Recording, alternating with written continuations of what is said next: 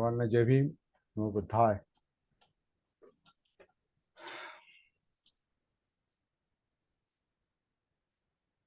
सावधान. काल आपल्याला नवीन शब्द मिळाला, सावधान. मस्के नव्हते काल, अशोक नव्हते काल. तर शाळेमध्ये पीटी घेताना किंवा आर्मीतल्या लोकांना सावधानतेचा इशारा, सावधान. एनसीसी मध्ये पण असतं. हा, तर ते सावधान म्हणजे अलर्ट. कुठे लक्ष द्या असं नाही म्हणत, ते अलर्ट व्हा, जागृत व्हा, जागेवर या, जागे व्हा. इकडे तिकडे जर लक्ष ध्यान तुमचं इकडे तिकडे पांगलेलं असेल तर कम हिअर, इथे या, जागे व्हा. तर ते सावधान. कालच्या आपल्या सत्राला पण सावधान हे टायटल दिलं. सावधान. छान आहे. सावधान म्हणजे सती आहे, सावधान म्हणजे जागृती आहे.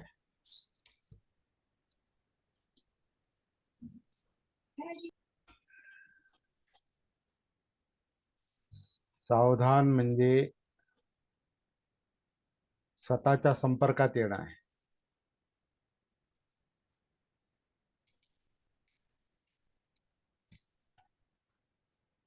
सावधान म्हणजे कायेमध्ये उतरणं आहे.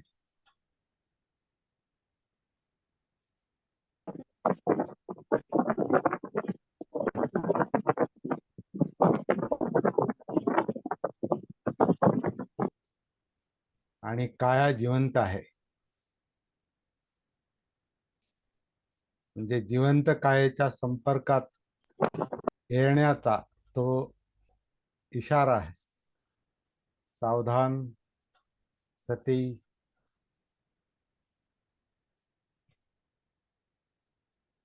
आपण काही दिवसांपूर्वी कनेक्टिव्हिटी हा शब्द वापरत होतो. कनेक्ट व्हा, स्वतःशी कनेक्ट व्हा.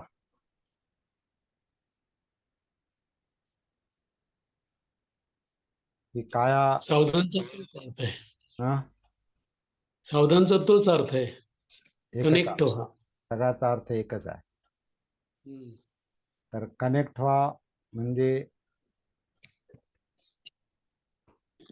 आपलं शरीर, आपली काया कशा प्रकारे आन करते, अपान करते,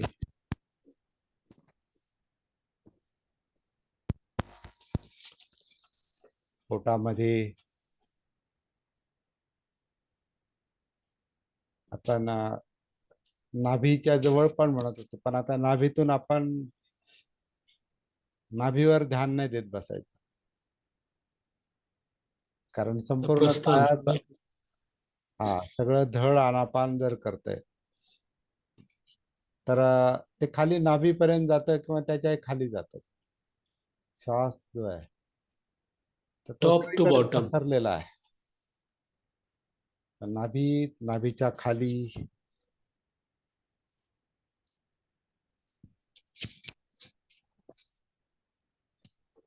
श्वास हा पोटामध्ये, नाभी किंवा नाभीच्या खाली आणि इतरत्र पण, आणि पोटामध्ये, पोटातून छातीमध्ये पण, आणि एकूण सगळं धडच हे करतंय. या क्षणी वर्तमानामध्ये आपोआप, हा आपोआप शब्द फार महत्वाचा आहे, ज्याला आपण अनात्म म्हणतो. ऍक्च्युली काहीच करायचे नाही, काही करायचंच नाही, काही करायची गरजच नाही. या जिवंत शरीराला, जिवंत कायाला जिवंत राहायचं तर ते श्वास घेणारच आहे, ते श्वास सोडणारच आहे. त्याची ती गरज आहे, त्याचं ते काम आहे. शरीराचं, कायाचं ते काम आहे, श्वास आत घेणं, बाहेर सोडणं, आत घेणं, बाहेर सोडणं. आपलं काम सावधान होणं. आपलं काम कनेक्ट होणं आहे.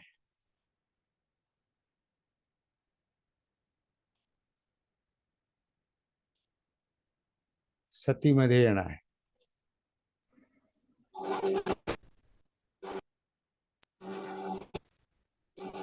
आणि हे का करायचं? तर आपल्याला कायेमध्ये उतरायचंय. कायेत का उतरायचं? कारण त्याच्यातच सगळे प्रॉब्लेम, सगळ्या समस्या ज्या आहेत ह्या कायेमध्ये आहेत आणि शरीरामध्ये आहेत. कारण शरीर हे जिवंत आहे. जिवंत असल्यामुळं ते सुख दुःख जाणवतंय. त्याच्यातलं जिवंत आहे आणि जिवंतपणाचं लक्षण आहे की त्याच्यात सुख आहेत, दुःख आहेत, जाणीव आहेत, सुख दुःख आहेत. म्हणून विचलन आहे, डिस्टर्बन्स आहे, पाहिजे नकोचा संघर्ष आहे. ते पाहिजे नकोच्या संघर्षामुळेच सुख दुःख आहेत. कारण पाहिजे नको मध्ये नेहमी यशच मिळतं असं नाही, त्याच्यात अपयश पण येतं. जे पाहिजे ते नाही मिळणार आणि जे नाही पाहिजे तेच होणार. म्हणजे पाहिजे नको मध्ये कधी स्थैर्य नसतं आणि त्याच्यामुळे सुख दुःख येणारच. पण सुख दुःख हा पण प्रॉब्लेम नाही. चित्ताला, मनाला सुख पाहिजे आणि दुःख नको. म्हणजे परत सुख दुःखामध्ये पण पाहिजे नको आहे.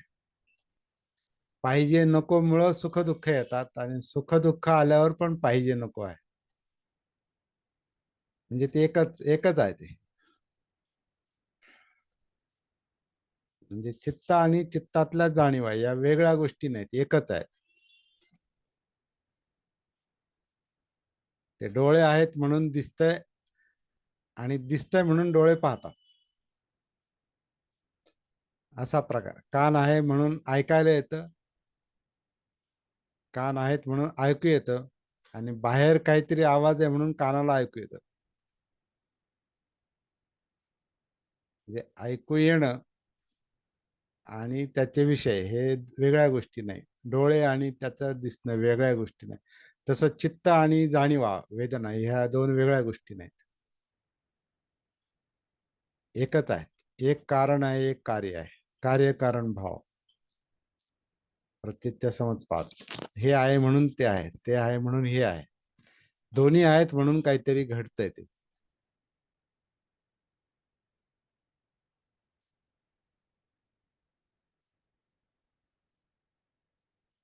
आणि याच्यामध्ये हेलकावे आहेत, कंपन आहेत, ते डिस्टर्बन्स आहे, तो प्रॉब्लेम आहे. आणि त्याच्यातल्या इच्छा, आकांक्षा, अपेक्षा, तृष्णा हे दुःखाचं कारण आहे, हे यातनेचं कारण आहे. आणि हे सगळं का घडतं तर आपल्याला माहिती नाही. अविद्या. आणि अविद्या का आहे तर आपल्याला भान नाही. म्हणजे चित्ताला चित्ताचं भान नाही, मनाला मनाचं भान नाही, म्हणजे सती नाही. तर फिरून फिरून तिथंच येतो मुद्दा. आणि हा बुद्धांचा शोध आहे. मन नेहमी ध्यान करतं कुठलं ना कुठलं, आणि जागृती नसेल तर ते भटकतं. सती नसेल तर भटकतं. आणि सती आली, सावधानता आली का ते आपोआपच भटकायचं कमी होतं. आणि भटकायचं कमी झालं की यातना कमी होतात. मग दुःखमुक्तीचा हाच मार्ग आहे, सरळ आहे. बुद्धांनी सगळं सोडून दिलं. सिद्धार्थ गौतमांनी सगळं सोडून दिल्यामुळेच बुद्ध झाले ते. हे आपण लक्षात घेऊ. बुद्ध का झाले? सिद्धार्थ गौतम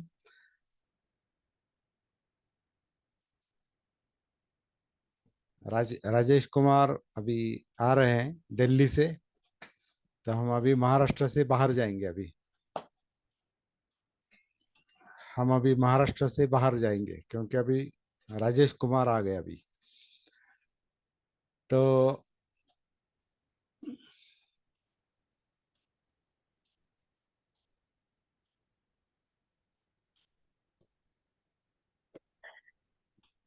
दुख क्यों है?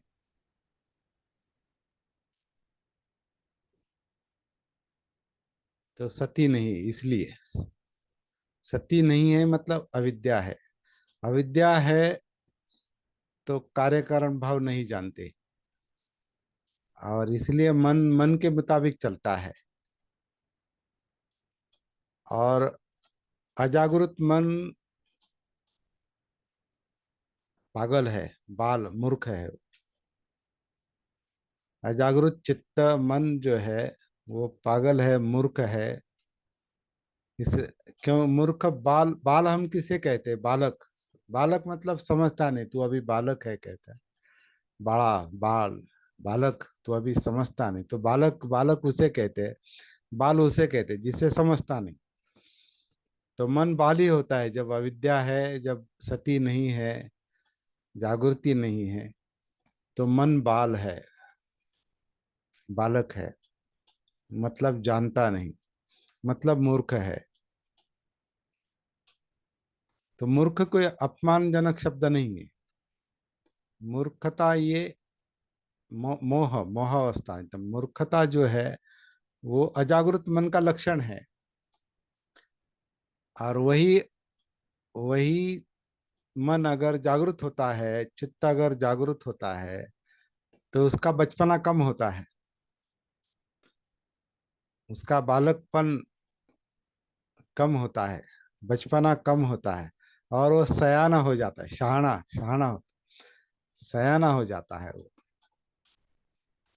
क्योंकि वो समझने लगता है। तो बालक जब समझने लगता है तो हम कहते बड़ा हो गया अभी। बच्चा जब समझने लगता है तो हम कहते बड़ा हो गया। तो ये बालक मन जब समझने लगता है तो वो बड़ा हो गया अभी, समझ में समझ आ गई उसको।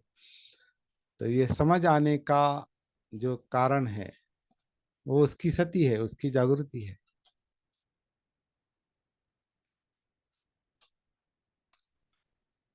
तो हमारा काम एक ही हो जाता है फिर।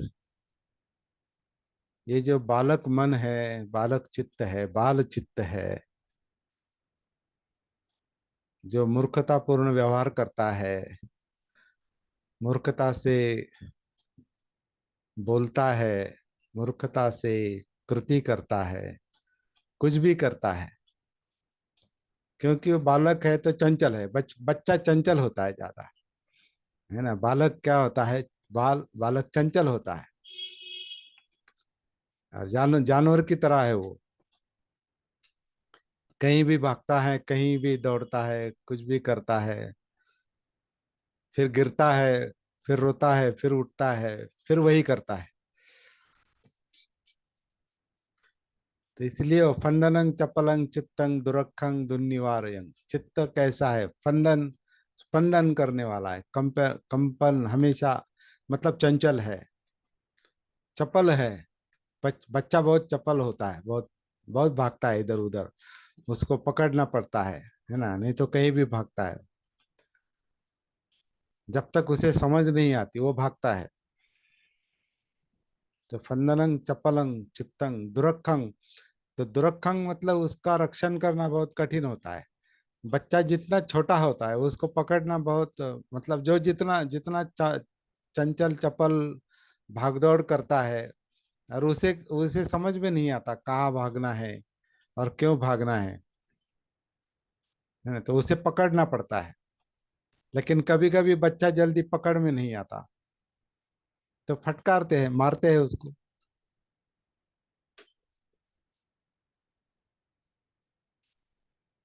तो फंदनं चपलं चित्तं दुरखं, उसकी रक्षा करना बहुत कठिन है। और चित्त के बारे में कहा है, उसका निवारण करना बहुत कठिन है, उसको शांत करना बहुत कठिन है, उसे निब्बाण में लाना बहुत कठिन है, उसे शांत करना बहुत कठिन है चित्त को। तो क्योंकि वो बाल है, बाल बालक सावधान नहीं रहता है ना।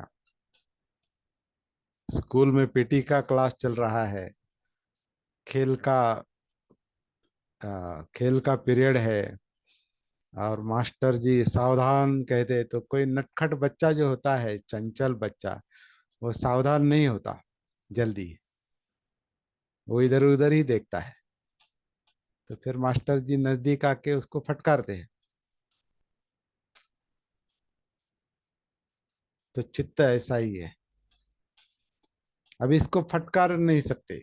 दूसरा, बालक में और इसमें अंतर ये है कि चित्त को, मन को आप शिक्षा नहीं दे सकते। उसका कारण ये है कि वही अपने खुद का मालिक है। अत्तदीप भव, वो खुद ही अपना मालिक है, उसे वो खुद सुधरेगा तो सुधरेगा। उसको अगर आप पनिशमेंट देंगे, उसको दूसरे ध्यान में लगाएंगे, तो वो करेगा वो, लेकिन आपकी नहीं सुनेगा वो बाद में।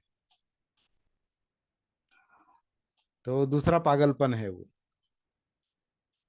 दूसरे दूसरे विषयों में मन को लगाना, वो दूसरा पागलपन है, और बहुत पवित्र पागलपन कभी कभी होता है वो। पवित्र पागलपन लगता, मैं बहुत बड़े विषय में खो गया हूँ, बहुत पवित्र विषय है, लेकिन वो पवित्र पागलपन है।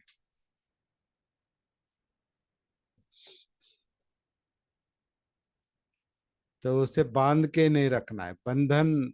मन मन ऊर्जा है, चित्त ऊर्जा है, और ऊर्जा को आप बांध नहीं सकते। ऊर्जा को, शक्ति को आप बांध नहीं सकते, शक्ति का आप दूसरा उपयोग कर सकते हैं। अगर शक्ति का दुरुपयोग होता है, तो शक्ति का सदुपयोग भी हो सकता है। तो सती जागृति जो है, वो शक्ति को पहचानती है नेचुरली, और उसका जो दुरुपयोग है, जो इधर उधर वो एंगेज रहता है, चित्त मतलब एनर्जी, शक्ति। तो सती सावधानता उसे देखती है, पहचानती है। तो पहले तो वो चित्त जो है, मन जो है, संयमित हो जाता है,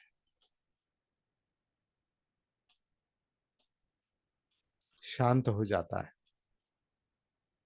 तो शमथ, शमथ पहले शांत होना, चित्त का शांत होना जरूरी है। जब तक शांत नहीं होता, तब तक वो अनुसंधान खोज भी नहीं कर सकता। और चित्त को जल की या सागर की उपमा दी है। तो सागर जितना शांत होता है और साफ सुथरा होता है थोड़ा, तो उसका तल दिखाई देता है, गहराई दिखाई देती है। सागर शांत होना चाहिए, चित्त शांत होना चाहिए, और शुद्ध यानी शीलाचरण। यहाँ शील की शुरुआत है। शील कभी भी शुरुआत में नहीं आ सकता, इम्पॉसिबल है। इसलिए शील समाधि प्रज्ञा, ये क्रम गलत है, ऐसा लगता है। पहले सती जागृति है, जागृति के बिना वो समझ समझ में ही नहीं आएगा ना, वो सही है गलत है। जागृत है तभी समझ में आएगा, समझ के बाद शील शुरू होता है। क्योंकि सही गलत का अर्थ तो समझ में आना चाहिए ना, सही गलत का परिणाम तो महसूस होना चाहिए। तो जब तक सती नहीं, जागृति नहीं, आत्मभान नहीं, ये काया वेदना चित्त मनोधम्म जब तक जागृति के प्रकाश में नहीं आते, या अंदर से प्रकाश नहीं, प्रकाशित नहीं होते, तब तक सही गलत का उसको उनको पता नहीं चलता, चित्त को, मन को। मतलब इमोशंस और विचार प्रक्रिया, ये जब तक जागृति के प्रकाश में नहीं आते तब तक उनको सही गलत का पता लगना असंभव है। तो पहले सती है, इसलिए बुद्ध की जो शिक्षा है वो सती से शुरुआत होती है, जागृति।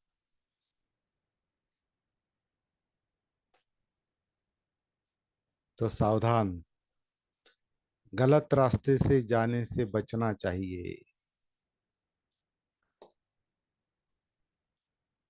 क्या सही गलत का भी, सही गलत से बचना भी सती पर निर्भर है।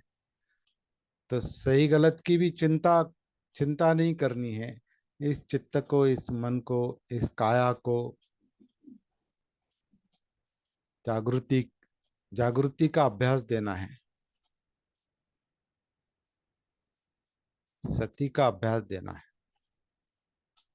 और वही बात बुद्ध ने बार बार कही है, अंतिम संदेश भी वही दिया है, कुछ नहीं करना है, सती संप्रजन्य। संप्रजन्य यानी जिसमें उसको क्लियर कॉम्प्रिहेंशन का है, मतलब अंग्रेजी में क्लियर कॉम्प्रिहेंशन मतलब सही, जो जो जो सुस्पष्ट रूप से दिखाई देना। तो सुस्पष्ट कब दिखाई देता है? जब आपकी आंखें सही है और पर्याप्त प्रकाश है, आवश्यक उतना प्रकाश है और आपकी आंखें सही है, तो दिखाई देता है। और उसको परसीव करने वाला, उसका ज्ञान कराने वाला दिमाग भी सही होना चाहिए। मतलब मन मन भी सही होना चाहिए, मन भी जागरूक रहना चाहिए, मन भी शुद्ध चाहिए। आंखें हैं, प्रकाश है बाहर, तो दिखाई देगा, लेकिन समझ जो है वो सही गलत को पहचानेगी। दिखाई देता है, उसका अर्थ ठीक से समझ में आना, जो दिखाई देता है, जो सुनाई देता है, या जो ज्ञान है, ये ज्ञानेंद्रिय है ना, तो ज्ञान जो मिलता है वो ज्ञान सही है या गलत है, ये जागृत मन ही पहचानता है। अगर वो होश में नहीं है, अगर वो सावधान नहीं है, तो कुछ भी अर्थ निकाल सकता है।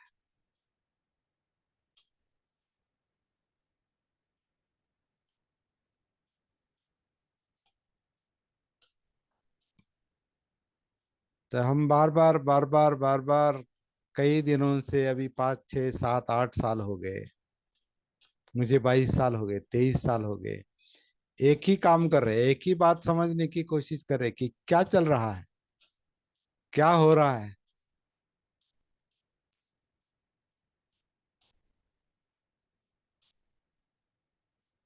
जो गलत हो रहा है वो क्यों हो रहा है, कुछ बातें समझ में नहीं आ रही, क्यों नहीं आ रही, इतने सालों से प्रयास कर रहे हैं, सफलता क्यों नहीं मिल रही, कहाँ गलती है।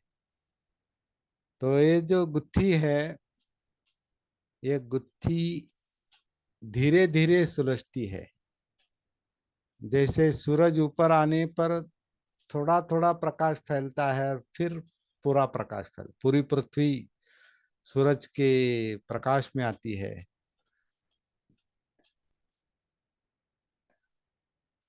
या सूरज का चंद्रमा पर जो प्रकाश पड़ता है, तो चंद्रमा धीरे धीरे इसमें आता है, धीरे धीरे प्रकाश में आता है वो, धीरे धीरे प्रकाश में आता है। इसी तरह सती जब शुरुआत होती है तो मन चित्त जो है वो धीरे धीरे प्रकाशित होने लगता है। फिर वो एक एक बात समझ में आने लगती है।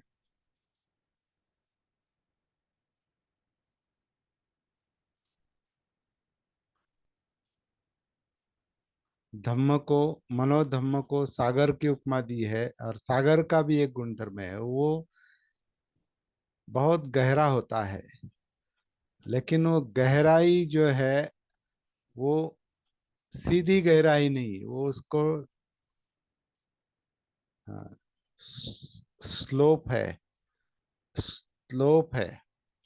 जैसे आपके पहाड़ी को स्लोप होता है, पहाड़ी जो, वैसे ही नीचे नीचे भी सागर जो है वो जैसे पानी में, पहाड़ी से पानी में उतरने जैसा, मतलब स्लोप होता है, ढलान क्या कहते हैं उसे, हिंदी में ढलान कहते हैं। तो गहराई जो है वो ऐसे एकदम ऐसे नहीं होती, ऐसे होती है, स्लोप होता है। तो स्लोप का मतलब क्या है? स्लोप का मतलब है कि आपको धीरे धीरे धीरे धीरे उतरना पड़ता है। आप छलांग नहीं मार सकते, जंप नहीं कर सकते। इसी तरह सती साधना से धीरे धीरे धीरे धीरे अंदर उतरा जा सकता है। तो सांस के आधार से काया में, काया के आधार से जिंदापन में, मतलब वेदनाओं में, सुख दुख में, सुख दुख, फिर सुख दुख के कारण में, चित्त में, चित्त यानी चाहते हैं, ये चाहिए वो नहीं चाहिए, ऐसा चाहिए वैसा नहीं चाहिए। और फिर विचार प्रक्रिया की गहराई में, मतलब मनोधम्म में, फिर धम्म में, फिर धम्म की गहराई समझ में आती है। इसलिए धम्म को सागर कहा है, क्योंकि सागर की गहराई में सब है।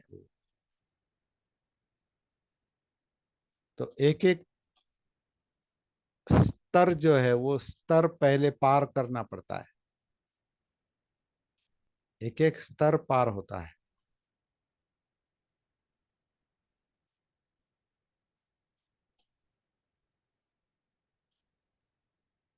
तो काया सागर की तरह है, मतलब काया सागर की तरह है, सावधान, तो इसके इसके प्रति सावधान होना है, और सावधानी से समझदारी के साथ उतरना है। ये समझ आ जाए, इसलिए ये इतनी चर्चा करनी पड़ती है। और ये चर्चा करते करते मुझे आशा है आप खुद उतरते हो, मैं खुद उतरता हूँ। मैं भी कभी कभी मैं अपने साथ बात करता हूँ, आपके साथ, आपके सामने बात करता हूँ, लेकिन मैं अपने साथ भी बात करता हूँ, अपने आप से भी कहता हूँ कि ऐसे करना पड़ेगा, ऐसे जाना पड़ेगा, ऐसे उतरना पड़ेगा। इसलिए साधना जो है वो आत्मनिर्भरता की साधना है, स्वावलंबन से चलने वाली साधना है, स्वतंत्र साधना है। हर एक को अपना काम खुद करना पड़ता है। कोई किसी को उंगली पकड़ के उसके मनोसागर में उसको नहीं उतरवा सकता, तो खुद उतरना पड़ता है, खुद देखना पड़ता है। तो सावधान, कल का हमारा टाइटल सावधानता था, आज भी थोड़ा बहुत वही लग रहा है। आज सागर, सागर को थोड़ा ठीक से समझने की कोशिश की, गहराई को।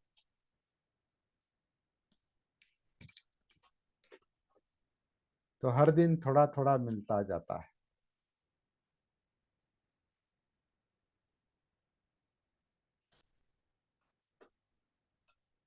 3:45 बाकी है, मैं यहाँ रुकता हूँ। आपसे, आपको अगर कुछ कहना है तो आप कह सकते हैं, क्योंकि बाद में ये कनेक्ट करना हर वक्त संभव नहीं होता। हमारे 40 मिनट के अंदर ही सब खत्म हो जाना चाहिए। हमारा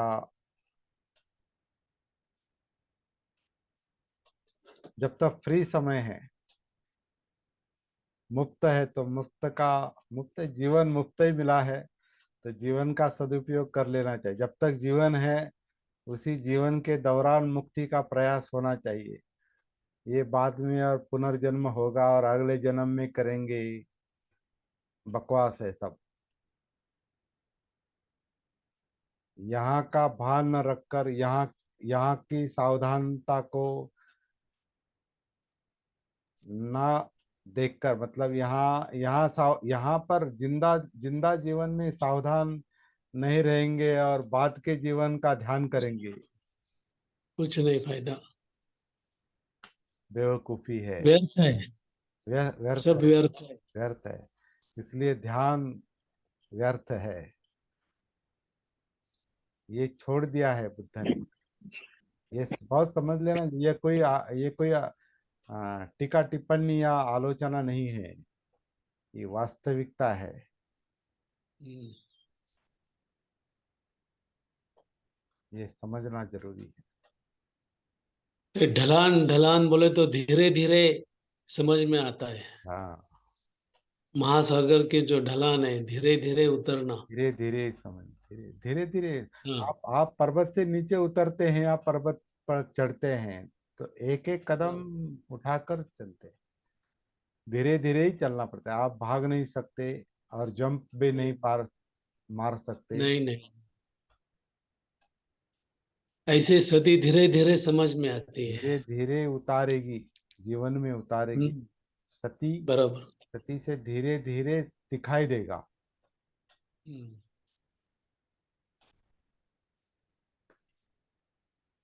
हम्म, ये जो है, चंद्र जो है वो धीरे धीरे प्रकाशित होगा। धीरे धीरे प्रकाशित।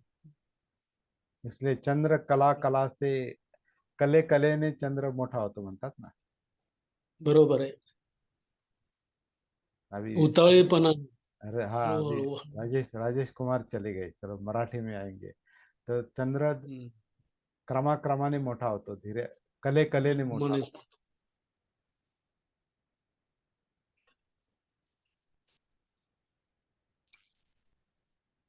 और सब कुछ इसी जन्म में करना होगा।